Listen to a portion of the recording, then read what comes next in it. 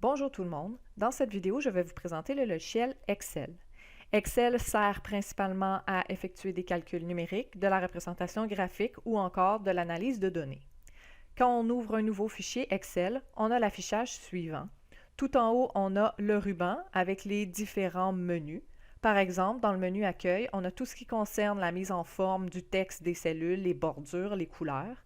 Et dans le menu Insertion, c'est là qu'on va avoir nos options pour insérer nos tableaux et nos graphiques. Un fichier Excel, ça s'appelle un classeur. Dans un classeur, on peut mettre plusieurs feuilles de manière à organiser notre travail. Par exemple, ici, je pourrais ajouter des feuilles. Et comme dans presque tous les logiciels, on a le fameux bouton droit de la souris qui nous donne des options.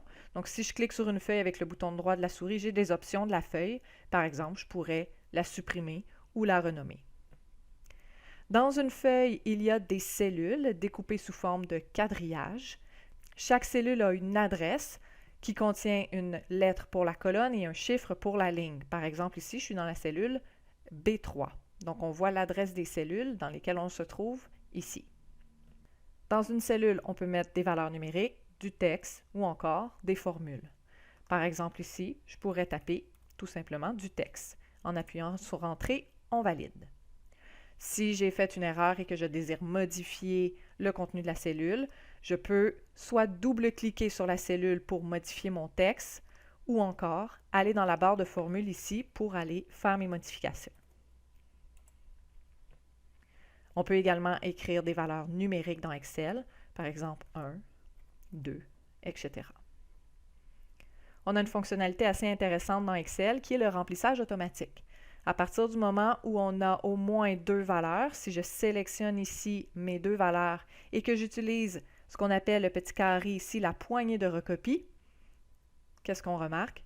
Qu'Excel comprend, à partir des deux premières valeurs, qu'il doit continuer à recopier les nombres en incrémentant de une unité. Je peux faire la même chose avec des bons différents. Par exemple 1990, 1995, en sélectionnant les deux premières cellules et en utilisant la poignée de recopie, Excel va comprendre qu'il doit continuer l'incrémentation en faisant des bonds de 5. On peut également, dans Excel, aller inscrire des formules, donc demander à Excel de faire un calcul. Une formule va toujours commencer par le symbole d'égalité. Je pourrais vouloir faire, par exemple, la somme de cette cellule-là avec celle-là ici. Au lieu d'aller écrire le contenu des cellules ici, donc 1 plus 2, je vais aller cliquer sur la cellule qui contient la valeur pour laquelle j'aimerais qu'il fasse l'addition. Donc, il écrit ici F3. Donc, il va aller chercher la cellule F3 et j'appuie sur plus. Je voudrais qu'il additionne la cellule ici. Je clique dessus. Il écrit automatiquement son adresse F4. Si j'appuie sur Entrée, Excel fait la somme. La formule qu'on a entrée dans la cellule J3 a été remplacée par son résultat. Si on retourne dans la cellule J3, on a accès, dans ce qu'on appelle la barre de formule, à la formule qui a été utilisée, qu'on pourrait modifier directement ici. L'avantage d'écrire l'adresse des cellules plutôt que le contenu des cellules dans les formules, c'est que si le contenu de la cellule change, le résultat du calcul va automatiquement être mis à jour. Je pourrais vouloir faire, par exemple, une division. Donc, je commence par un symbole d'égalité pour dire à Excel de faire un calcul et je voudrais cette valeur-là divisée par celle-là ici. Entrée. Là, on remarque qu'Excel a affiché le résultat sous forme décimale. Dans le menu Accueil, on a tout un paquet d'options pour l'affichage des valeurs numériques. Par exemple, je pourrais vouloir exprimer le résultat comme un pourcentage. Et je pourrais vouloir ajouter ou enlever des décimales. On a également dans Excel ce qu'on appelle des fonctions. Donc, ce sont des formules qui sont déjà programmées dans Excel. Supposons que je désire faire la somme de toute cette colonne-là ici. Au lieu d'aller écrire cette cellule plus cette cellule, etc. jusqu'au bout, ce qui pourrait être très long, on a une fonction dans Excel qui s'appelle somme. Donc, si je tape après mon symbole d'égalité, le mot somme. Et là, on me donne ici des suggestions de fonctions qui commencent par SOM.